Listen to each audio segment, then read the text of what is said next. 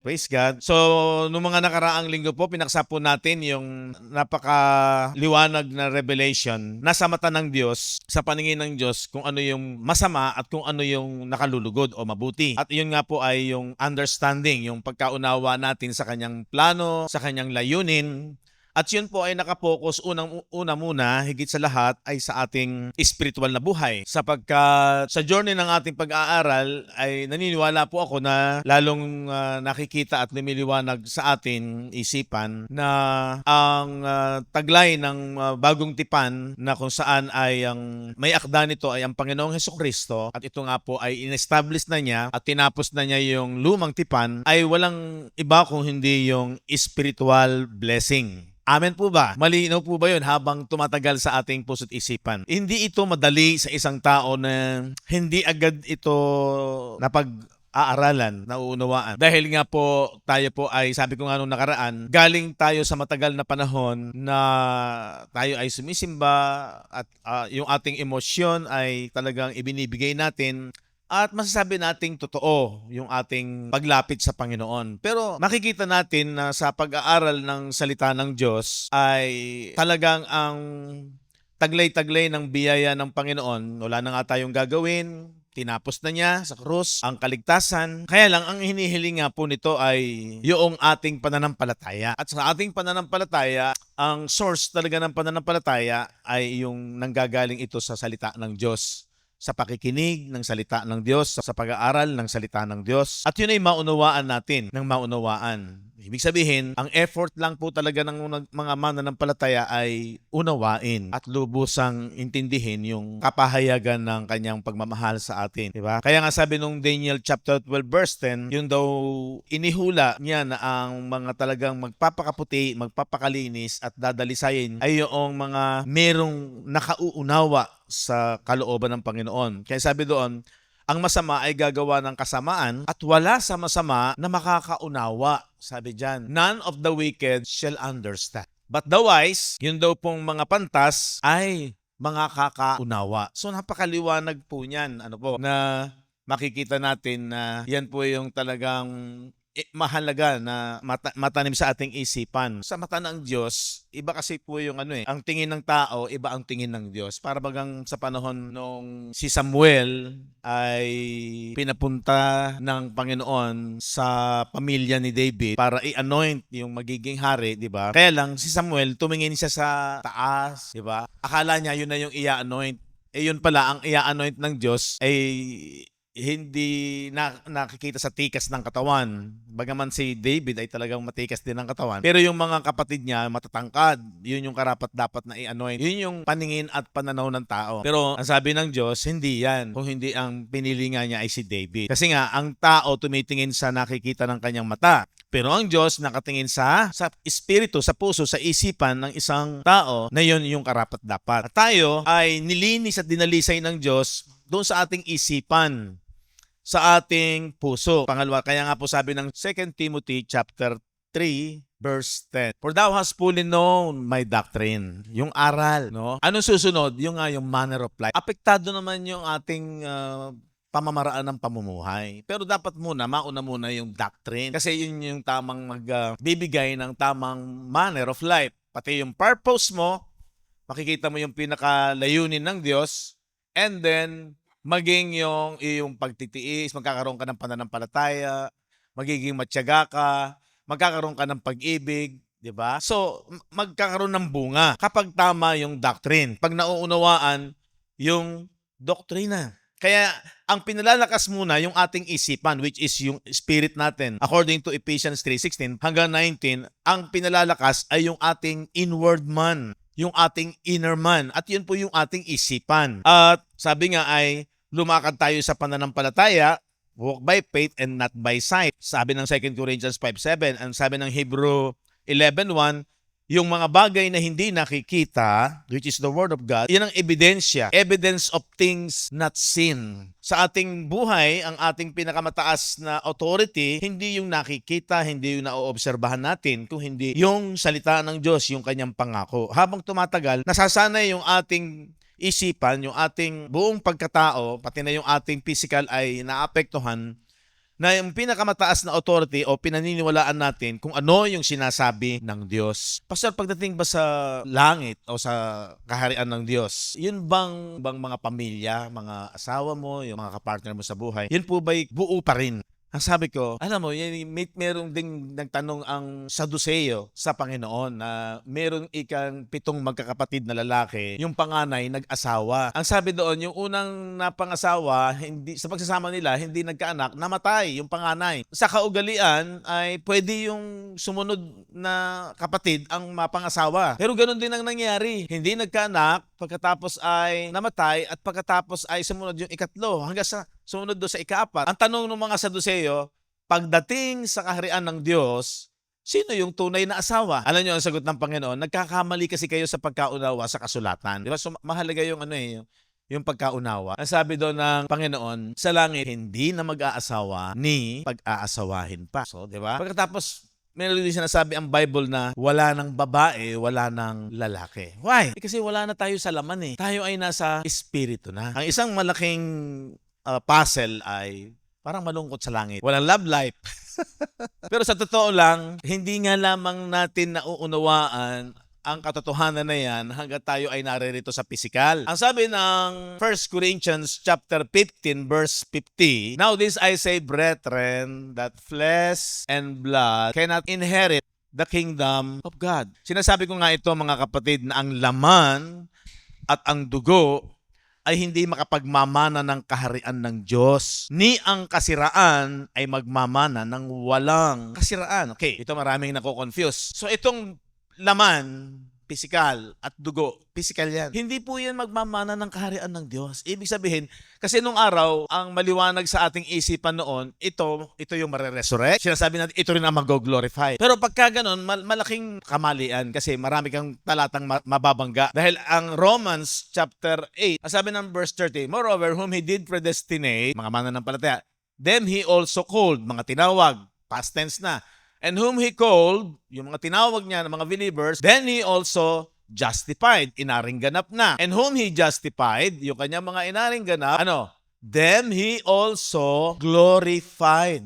Niluwalhati na. Nasa kaluwalhatian na nga eh. Kaya nga po yung ating pag-aaral na in the clouds, pag nabanggit yung salitang in the clouds, ibig sabihin po, yung coming in the clouds, sa kanya, siya dumarating na sa kaluwalhatian ng Ama. No? Kaya yung mga believers na tayo po as a body of Christ, tayo din yung house of God, tayo yung tabernacle, tayo yung templo, sa New Testament ay glorified. Kasi sa Old Testament, after na natapos yung tabernacle ba or yung tent ni Moises, nagbaba yung clouds. Ibig sabihin, yung kaluwalhatian ng Diyos nananahan doon. Sa pagkatapos ng Temple of Solomon, ganun din, bumaba yung clouds. Kasi andun yung kaluwalhatian ng Diyos, yung templo, yung pansamantalang templo ng Diyos. Kasi hindi naman talaga pwedeng manahan ang Diyos sa templong gawa ng kamay ng tao. And then, yung pinaka-third temple, sa New Covenant, tayo yon, yung mga believers. Kaya yung as a house of God, tayo yung temple of God, yung kaluwalhatian ng Diyos, nasa atin na. Kasi nasa atin ang Holy Spirit. Yung presence ng Diyos, nasa ating espiritu. Kaya tayo, nasa clouds, in the clouds. So, connected po yan doon sa usapang rapture na sila ay aagawin at dahil sa alapaap. Pero hindi po yun literal. Yun po ay ibig sabihin in the spirit. So, malaki pong factor o kapahayagan yung katotohanan na yan. Unti-unti magliwanag sa ating pangunawa. Kaya hindi na tayo basta-basta matatangay. Sabi ko nga lang, sa isang taong matagal na nakaukit yung mga dating pag-iisip na ating nakagisnan, mahirap tanggapin. Dahil talagang hindi mo basta mababakbak yun eh. At ang totoo, marami yung majority ganun ang paniniwala. Kaya, hindi naman tayo humahatol kasi galing nga tayo doon. Pero, napakalaking bagay yung maunawaan ang katotohanan na yan. Ngayon, yung word na nakaka-confuse, walang kasiraan. Diba? Sabi doon sa 1 Corinthians chapter 15:50, ang dugo at ang laman, hindi pwedeng magmana ng kaharian ng Diyos. Ni ang kasiraan. Itong pong physical at saka yung na may dugo, ito po ay may kasiraan. Hindi ito magmamana ng walang kasiraan. Okay. Ito naman ang nakaka-confuse dyan. Pag itinuloy mo yan, yung sinasabi na sa verse 52, sa isang sandali, sa isang kisap mata, sa huling pagtunog ng pakaka, sapagkat tutunog ang pakaka at ang mga patay ay mga bubuhay na mag-uli na walang kasiraan at tayo'y babaguhin. So ito naman yung nakaka-confuse dyan. And then sabi ng 53, sapagkat kinakailangan na itong may kasiraan. Pero nilinaw ng verse 50 na hindi laman, di ba? And then sabi ng 53, sapagkat kinakailangan na itong may kasiraan ay magbihis ng walang kasiraan at itong may kamatayan ay magbihis ng walang kamatayan. Ang tanong dyan, laman pa rin ba yan? Hindi na. Ang tinutukoy dyan, yung espiritu na dating patay ay papalitan ng wala ng kamatayan. Eh bakit po sinabing corrupt? O, sa English kasi yan, corruptible. Ang nakurap na tinutukoy dyan, yung espiritu, yung isip. Mula kay Adam, nung bumagsak sila, na kinain nila yung bunga ng punong kahoy ng pagkakilala ng mabuti at masama, knowledge of good and evil. Ano ang nakurap? Yung isip. Yun yung namatay. 11.3 ng 2 Corinthians. Ito, maganda yun. The Bible interpret itself. But I fear lest by any means, as the serpent beguiled Eve through his subtlety, dahil sa kanyang katusuhan, so your mind should be corrupted.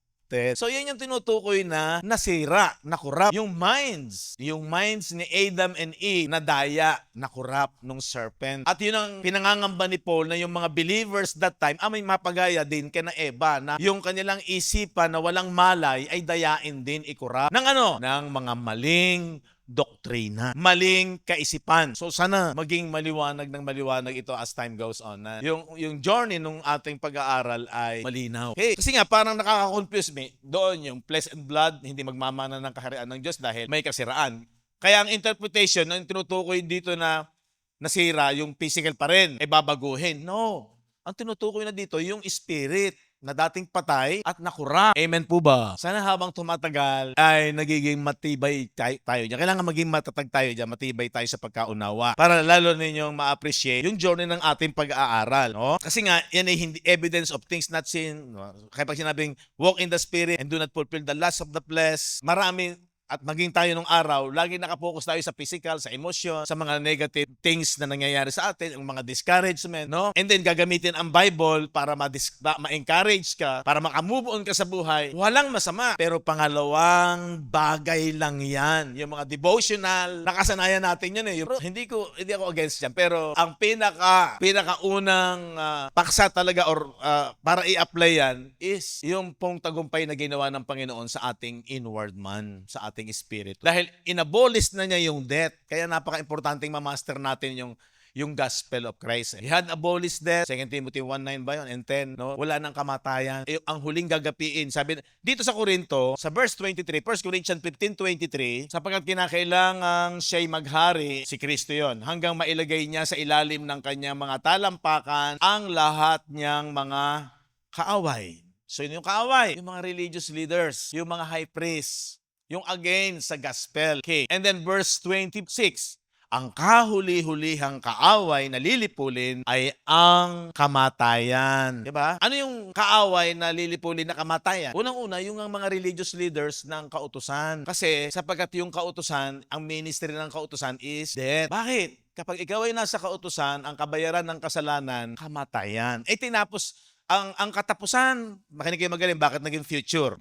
Diba? Bakit naging future? Diba? Ito yung cross. Ito yung AD 70. Dito nakatayo pa rin ang temple. Ito yung pinakapuso ng Old Covenant. So, yung Corinto, isinulat mga AD 50 to 60, ganyan. Hindi pa dumarating yung AD 70. Kaya future pa yung paggapi sa kamatayan. Kasi hanggat nakatayo pa itong templo, may mga nag-o-offering pa dyan ng mga Hebreo, ang ministry niyan, death. Kailan natapos yan? Dito, nung igiba yung templo. So, yan yung ginapi. Kasama na yung mga religious leaders, high priest, kasamang namatay dyan. Kaya dito, inilagay sa ilalim ng paa ni Jesus, sa ilalim ng kanyang paa yung kaaway, pati sa mga believers. Nasa ilalim na ng kanilang mga paang kaaway, wala na sila, natapos na sila. According to Colossians chapter 2, verse 14, para maging maliwanag sa atin kasi ang pagkaintindi natin ng araw, yung kung sino yung merong kapangyarihan ng kamatayan. Sabihin naman natin si Satan. Totoo, si Satan, kasi ang Satan ay yung kaaway ni Jesus, yung mga principal of their world that time, yung mga principalities. Sino yung mga principalities? So pag pinag-aralan naman natin yon, kaya marami tayong dapat pag-aralan Nung araw pag sinabing prinsipe ng sanglibutan ito, sasabihin natin cosmic being Satan. Pero ang linaw, May sinasabi ang kasulatan na yun yung mga leaders na nagpapako at nagpapatay sa Panginoong Jesucristo, blotting out the handwriting of ordinances that was against us, which was contrary to us, and took it out of the way. Sa paano? Nailing it to the cross. Ipinako sa cross. Alin yun? Yung kautusan, yung kasulatan, yung mga ordinansya na against sa mga Hudyo, sa mga first century believers na lagi silang bagsak, lagi silang nagmamanifest yung death. Diba yun yung sinabi sa 2 Corinthians chapter 10 na ang ministry ng kamatayan ay yung tablet of stone. Diba? Yung paksa kasi doon sa 2 Corinthians chapter 3 ay ministry of flesh or death versus ministry in the spirit, which is the gospel of Christ ni na Apostol Pablo. Which sabi ni Paul doon ay much glorious yung ministry in the spirit kaysa doon sa ministry of death, yung tablet of stone. Ito yung kahalagahan nung pag nag-aaral ka, nakukuha mo, nagiging maliwanag sa ating pagkaunawa. Kaya yung John chapter 10 verse 10, the thief cometh not but to steal, to kill, and to destroy. Naparito daw ang magnanakaw para pumatay at pumuksa. Yun po yung mga leader ng law, mga priests, mga high priests, mga Pharisees. Yan, no? Na ang trabaho nila, pumatay, magnakaw at bumuksa. Pero sabi ni Jesus, but I came that they might have it more, they might have life, and that they might have it more abundantly. This is yung spiritual blessing. Amen? Laging dinadala sa physical eh. Walang namang masama, pero mas unag muna dyan, spiritual. Sumagana yung iyong espiritu. Dating meron tayong poor in the spirit dahil sa kasalanan. Pero sa ginawa ni Jesus sa cross, tinapos niya, mayaman na tayo. Saan? Sa Spirit. Maliwanag po ba? So yan yung maganda na yung walk in the Spirit, walk by faith and not by sight. Sana magets nyo na yan ay puro sa spiritual. Sige, dali mo sa physical, pangalawang bagay na lang yan. Okay? Ngayon, yun ang mahalaga na meron tayong understanding. At yan yung, ikaw yung pantas. Pag meron kang kaunawaan. Kaya ang effort ng ating pananampalataya ay talagang itutuon mo yung isipan mo. Hindi pwedeng paisi-isi. Hindi pwede yung parang simba ka lang, nasa biyaya naman tayo, nagkakamali tayo. May effort po ito. Ang effort po nito, mag-aral ka para maunawaan mo. Kung paano sa secular, sabi nung iba, nagsusunog ng kilay. Diba? Ibig sabihin nun, may effort yan. Talagang dinidisiplina niya kanyang sarili. Tama na muna yung sobrang enjoy. Kailangan mag-aral, mag-review. Ganun din lalo sa ating pag-aaral sa pananampalataya dahil mas mahalaga ang spiritual na buhay dahil yon ang journey na pinahalagahan ng Panginoon kung bakit siya bumaba, iniwan niya ang langit at nagkatawang tao para sa spiritual blessing ng bawat isa sa atin. Ang problema nga lamang, hindi nakikita. Pero that's why ang focus ng ating pag-aaral, renewed your mind and be renewed in the spirit of your mind. Amen. Hindi naman natin masisisig. Talagang mahirap, hindi madali. Pero sabi ko nga, kung mahal mo ang Diyos, madali naman sabihin, mahal tayo ng Diyos. Kahit sino pwede magsabi ng mahal ng Diyos. Katoliko, sabihin sa'yo, mahal ka. Ibang relihiyon, sabihin, mahal ka ng Diyos. Pero ang pinakamahalaga pa rin, understanding ng kanyang pagmamahal. Ito nga yung paksa natin. Kailangan ng pag-ibig, pero dapat kasama ang katotohanan, yung pagkaunawa. Amen. Punta tayo sa ang aral ni Kristo, ang sukatan. Panindigan ang aral ni Kristo. Sabi diyan, sound doctrine. 2 Timothy chapter 3:16 and 17. Ang lahat ng kasulatan kinasihan ng Diyos. Mapapakinabangan din naman sa pagtuturo, sa pagsansala, sa pagsaway, sa ikatututo ng nasa katwiran. And then sabi ng verse 17, upang ang tao ng Diyos ay maging sakdal. Pagdidiinan ko po dito yung Sino ba dito ang tao ng Diyos? Taas ang kamay. Diba? Tayo yung tao ng Diyos. Upang ang tao ng Diyos ay maging sakdal. Tinuruang lubos. Diba? Tinuruang lubos. Hindi tinuruan ng kaunti. Tinuruang lubos sa lahat ng mga gawang mabuti. Yung gawang mabuti dyan, pananampalataya po yan. Kung gagamitin mo yung the Bible interpret itself, ano ang mabuti na dapat namin gawin? Ito ang mabuti na pinagagawa ng Ama sa John chapter 6. Ano sabi doon? Na ang makakita sa anak at sa kanya ay sumampalataya. Ang good works pa rin dyan sa paningin ng Diyos ay yung ating pananampalataya. Yung paglakad sa Espiritu, hindi sa flesh. Okay? So, yung punto na upang ang tao ng Diyos ay maging sakdal. So yun po yung napakaliwanag na sinasabi dyan. Dito, papaksain natin yung kahalagahan ng aral ni Kristo o doktrina. Nabing aral ni Kristo, doctrine po yan. Kasi maraming allergy po pag narinig yung doctrine. Allergy sila sa doktrina. Anong doktrina nyo? Kaya mahalaga po kapag alam mo ang aral, paninindigan mo yon. Ano ba yung ibig sabihin ng panindigan?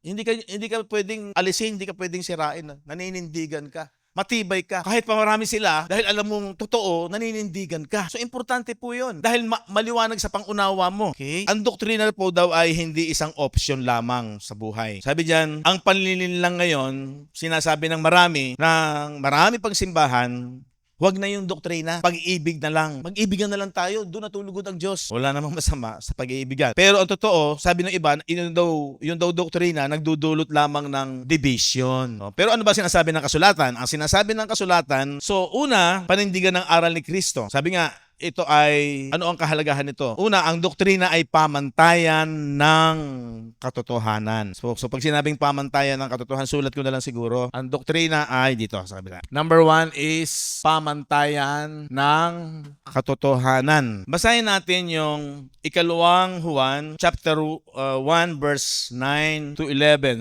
Ang sinumang nagpapatuloy at hindi nananahan sa aral ni Kristo ay hindi kinaroroonan ng Diyos. Ang nananahan sa aral ay kinaroroonan ng Ama at gayon din ng anak. Malinaw po ito. Pag binasa mo yan sa King James Version, ang sabi dyan ay, whosoever transgresseth and abideth not in the doctrine of Christ had not God. Wala sa kanya ang Diyos. Tapos sasabi diyan, he that abideth in the doctrine of Christ, yun daw na nanatili sa aral ni Kristo, he had both the Father and the Son. Ibig sabihin, nakikipagkaisa ka sa Diyos. So malinaw po yan, di ba? Kaya ang sabi niyo sa mga sumunod, verse 10, kung sa inyo'y dumating ang sinuman at hindi dala ang aral na ito, anong aral? Yung aral ni Kristo, huwag ninyong tanggapin sa inyong bahay. Okay, maselan po kasi ito eh. Pastor, naniniwala naman marami na kayo sa krus. Totoo yun. Sa ating panahon ngayon. In their time, talaga against sila sa cross. Diba? Kaya lang ang naging problema din ni Pablo na nakita niya sa mga taga-Galacia. Yung mga mananampalataya, ibinabalik sa kautusan. Diba? Circumcision sa pagtutuli. Kaya sabi doon, ang kalungkutan ni Pablo, pag ganyan, nawawala ng kabuluhan ang ginawa ni Kristo. So, malabo pa yung krus doon sa mga first century believers. In our time, marami naniniwala sa krus. Problema, meron pa ring isinasamang kautusan. Kaya tayo nag-aral na Christ is the end of the law for righteousness. Romans 10:4, di ba? Tinubos na tayo sa kautusan. Galatians 3:13 and 14, tinubos na tayo sa kautusan. Sumpa ng una yung mga Hudyo, di ba? Sabi ng Galatians chapter 5, verse 4, isa-isahin ko lang. Kung mananatili ang isang believer sa kautusan, mawawala ng epekto mawawala ng bisa yung ginawa ni Kristo sa krus. Christ is become of no effect unto you. Whosoever of you are justified by the law, ye are fallen from grace. O diba?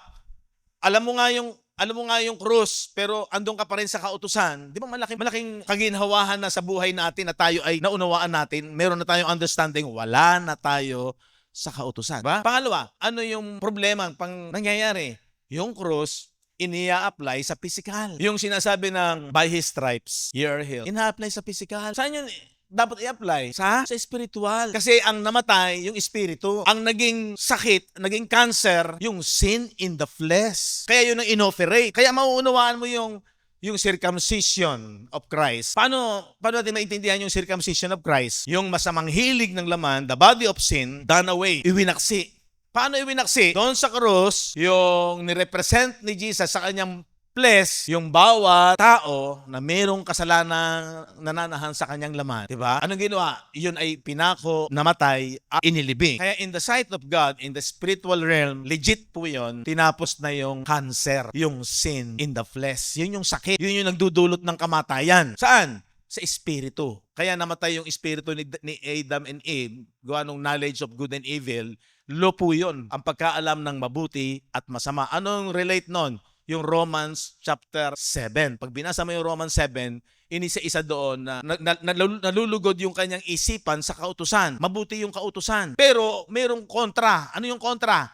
Yung laman. Nalaman ko kung ano mabuti, hindi ko magawa. At yung masama na ayaw kong gawin, siya kung nagagawa. Bakit? Dahil doon sa body of sin. Anong ginawa ni Jesus na solusyon? Kaya yung Romans 8:3, maintindihan mo na, for what the law could not do, yung hindi magawa ng kautusan na mapasunod yung laman, for it is weak through the flesh. Anong remedyo? God sending His own Son in the likeness of sinful flesh. Isinugo si Jesus doon sa krus na kagaya ng makasalanang laman o lamang salari. Naging sinful yung kanyang walang kasalanang laman kasi born of virgin si Jesus, kaya yung kanyang flesh walang kasalanan. Pero doon sa krus, naging makasalanang laman para sa atin. Yun ay pinatay at iwinaksi, circumcision. Hiwalay na yung body of sin sa spirit. Hindi na pwedeng maapektuhan yung espiritu mo, yung inward man mo, magaling na yun. By His stripes, ye are healed. Kumbinsido na pa kayo na yun ay spiritual. Sa spiritual muna tayo kasi ginawa ni Jesus yan sa mundong spiritual. Ang talagang pakay ni Jesus, ma-born in the spirit ang lahat ng tao. Una, mga Hudyo. So madali namang unawaan. Habang nagtatagal, pag nakapokus ang isipan mo, maliban na lang mataas ang pride mo, ayaw mong i-give up yung sariling nakaimbak sa isipan. Yung dapat magiba. Yung dapat ay yung sinasabi ni Jesus, ni Paul sa 2 Corinthians chapter 10, yung ginigiba ko yung mga maling haka at mga nagmamataas laban sa karunungan ng Diyos na ginawa ni Jesus sa cross. Ang gusto kasi ni Pablo, ito, magkaroon ng bisa. Makita yung tunay na bisa, liwanag, na ganda ng ginawa ni Jesus sa bawat tao, sa bawat isipan. Kaya sabi nung verse 5, bringing every thought, binibihag ko ang lahat ng isipan into captivity. Saan? To the obedience of Christ.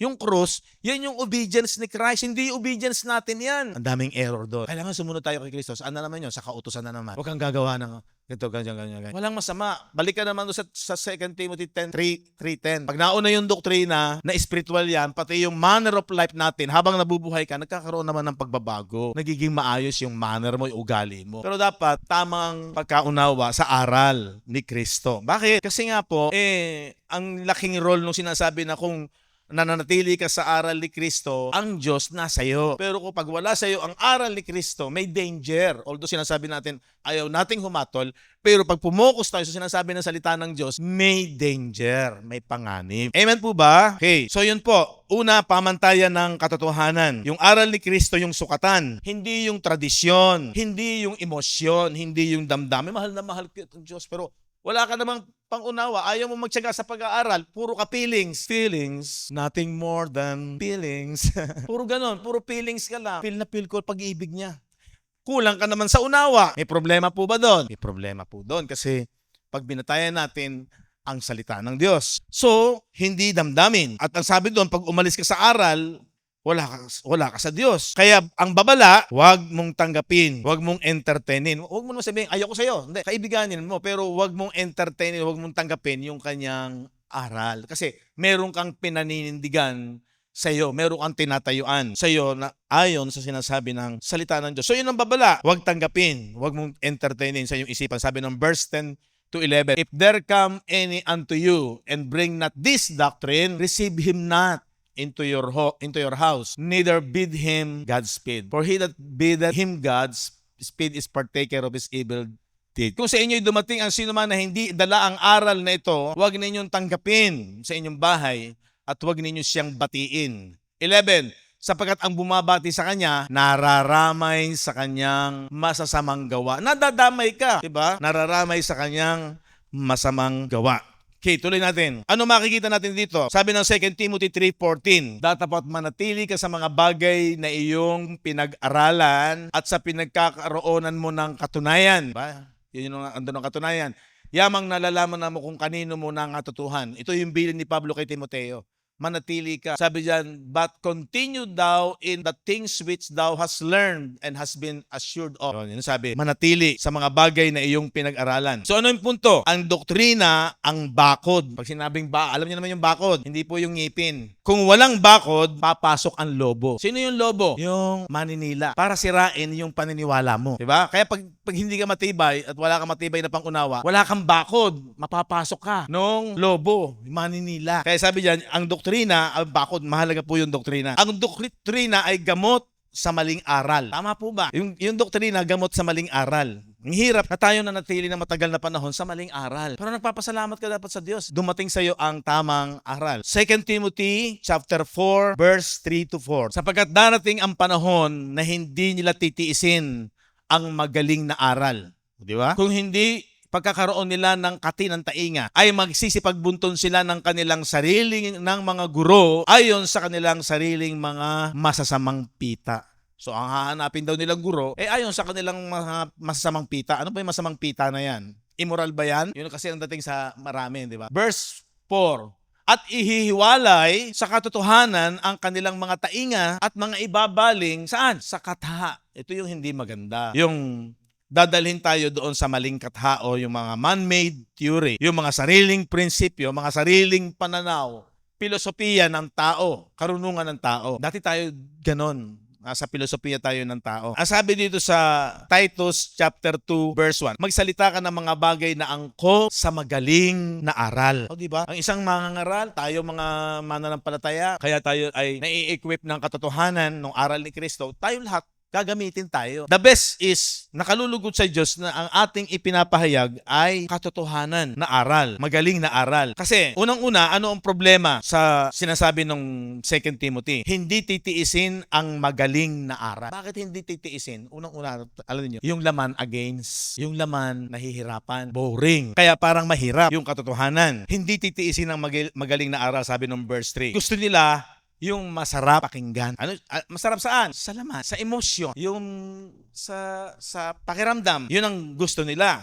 Kaya hindi nila matitiis yung magaling na aral. Pero pangalawa, ano yung lunas? Ano yung pinaka-solusyon? Magsalita ng mga bagay na angkop sa magaling na aral, sang-ayon kay Tito chapter 2 verse 1. So makikita pa rin natin, ikatlong punto, kung walang sound doctrine, pag sinabing sound doctrine, magaling na aral, mapupunta saan? Sa mga katha, sabi ng verse 4. Ano yung katha? Man-made theory, filosofiya ng tao. So, ano yung pinakapunto? Ang maling aral ay hindi mapipigil ng love lang. Puro pag-ibig, meron tayong bonding, meron tayong fellowship.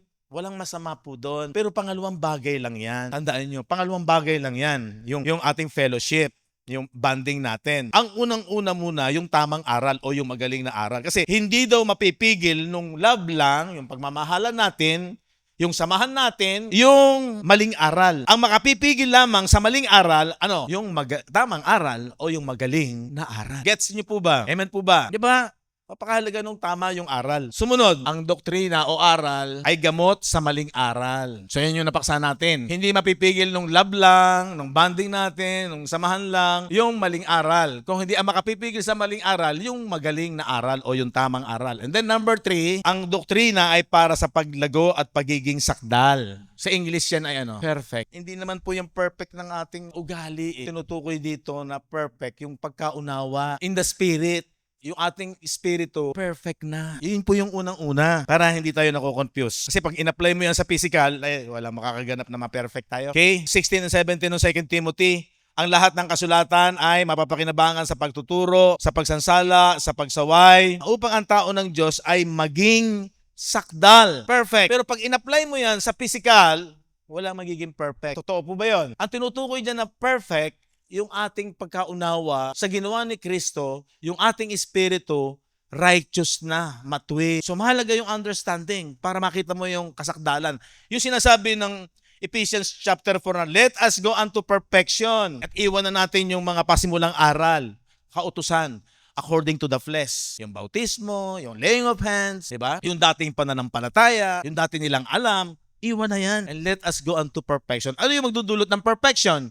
Yung ginawa ni Kristo, kung tama ang aral, na yon ay nakapokus sa inward man, sa spirit. Kaya nga born in the spirit at hindi born in the flesh. Kasi sinilang ka na sa flesh. Ang kailangang masilang, yung spirito na matay, corrupt. So sa ginawa ni Jesus, tinapos niya yung sakit na pumatay sa espiritu. Amen? Diba? Kaya ngayon, sakdal na yon. Ngayon, kung hindi mo naintindihan, hindi mo maunawaan na ikaw ay sakdal na. Hindi ka magiging sakdal pagka ang aral ay hindi maliwanag, hindi naiintindihan yung aral ni Kristo. Diba? Ano 2 Timothy 1:7? Sapagkat hindi tayo binigyan ng Diyos ng espiritu ng katakutan. Pag sinabing wala nang takot yung espiritu mo, kasi secured na yon. He had delivered us from the power of darkness and had translated us into the kingdom of His dear Son. Ibig sabihin, yung ating inward man, yung ating espiritu, resurrected na at dinala na sa kaharian ng Diyos. Delivered na sa kadiliman, sa kasalanan. Hindi na pwedeng magkaroon pa ng kadiliman. Doon ay wala ng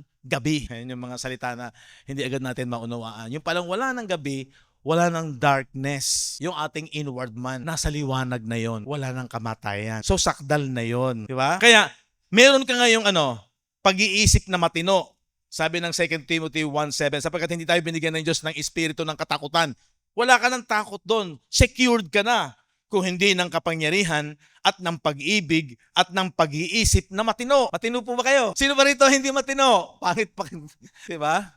Kung sa physical, yung walang tino, alam mo na yon. Binigyan daw tayo ng sound mind. Matinong pag-iisip. Pag tama ang doctrine mo, meron kang sound mind. Okay? So ito yung purpose ng doktrina. Para maging sakdal, tinuruang lubos. Kaya nag-aaral tayo. May interest kang mag-aral. Kasi kailangan perfect yung pagkaunawa. Ano yung resulta? Binigyan tayo ng Diyos ng matinong pag-iisip, sound mind. 2 Timothy 1:7. Hindi tayo tinawag para maging emotional lang. Yun nga, iyak ka ng iyak. Pag hindi ka nakaiyak, walang hindi kumilos ang spirit. Bakit? Hindi ako naiyak eh. Pag hindi natumba, pag hindi nagsalita ng wika, ako naniniwala ako, marami hindi naman talaga nakapagsalita ng wika sa tinagal-tagal. Tama po ba? Kaya hahatulan mo ngayon yung mga hindi nakapagsalita ng wika. Sasabihin mo, hindi pa yung bautismo ng Espiritu. Kasi ang pinakatanda daw ng pagbautismo ng Espiritu, nagsasalita ng wika. Kawawa naman yung kahit anong gawin, ayaw naman niya maglingkod. Sabi nung isa, ayoko, bakit? Masama yung lumalabas sa bibig ko bastos. Masisisi mo ba yun? Napakahalaga nung paglagaw at pagiging sakdal sa aral ng Panginoong Hesukristo. So ano yung mahalagang punto? Hindi tayo tinawag para maging emosyonal lang, tinawag tayo para maging matibay sa aral. Walang sakdal na Kristiyano kung walang doktrina. Amen? Yun ang totoo. Kaya wag tayong malungkot. Bakit puro tayo aral? Nakaka-boring din. Maganda nga yan eh. Pagtagal-tagal lalong magliliwanag sa ating isipan. Napakapalad natin. So, pang-apat. So, mayroong babala. Pahiwalay ang kontra sa doktrina. Hindi sa doktrina ng church o ng organisasyon.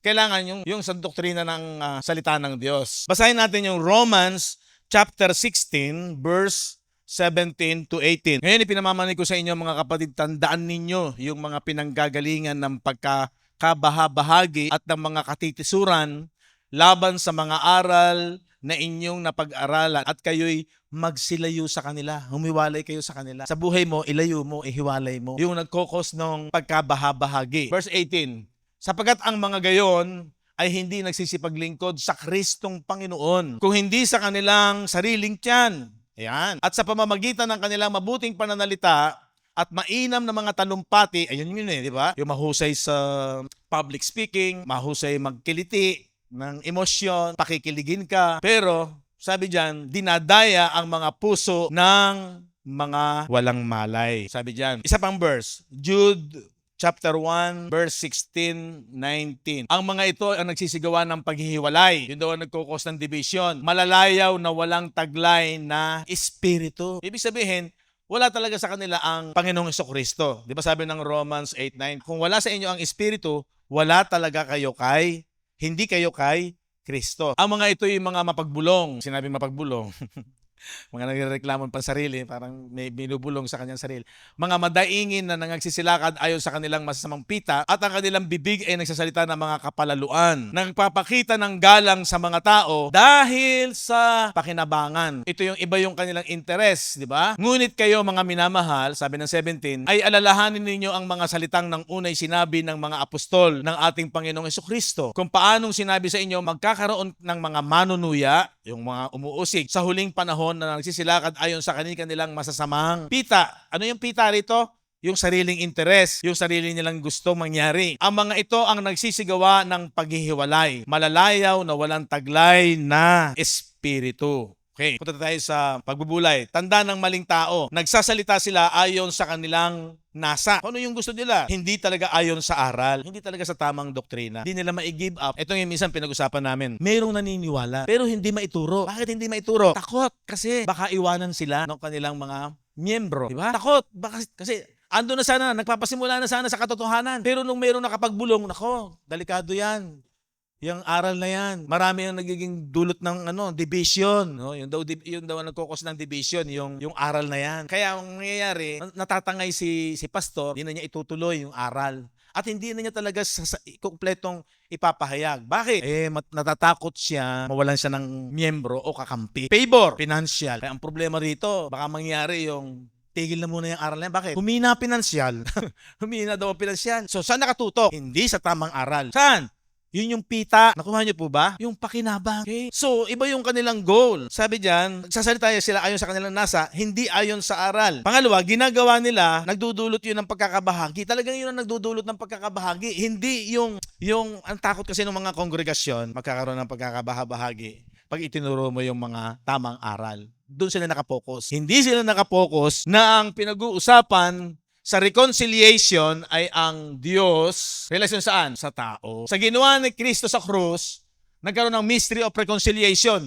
Nagkasundo na. Ito'y naging isa na. Saan? Sa pag-iisip ng Diyos, sa pag-ibig ng Diyos, na tinapos yung nagpahiwalay. Ano yung nagpahiwalay? Yung kasalanan. Di ba?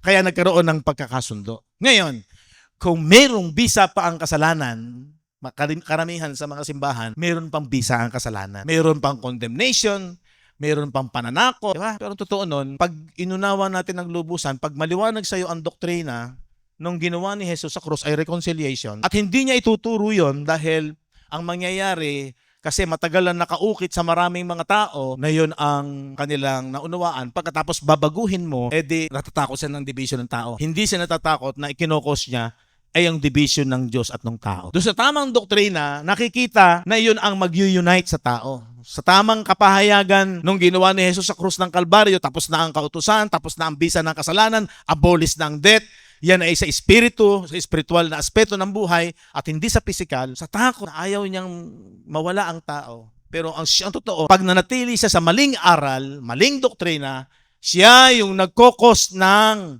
pagkahiwalay sa Diyos at sa tao. Bakit? Pag bumalik ka doon sa binasa natin kanina, ang hindi nananatili sa aral ni Kristo ay wala sa kanya ang Diyos. Yun ang delikado. Yun ang mas danger doon na hindi nakikita ng marami na kapag mali ang aral at mali ang doktrina, hindi nagiba yung mga maling haka at imahinasyon, ay wala siya sa Diyos. Hiwalay pa rin siya sa Diyos. Diba? Binasa natin yun sa 2 John 1:9-11 na kapag wala sa kanya ang doktrina ni Kristo, yung aral ni Kristo, pag hindi maliwanag, ay wala sa kanya ang Diyos. So yun po yung nagkukos ng division.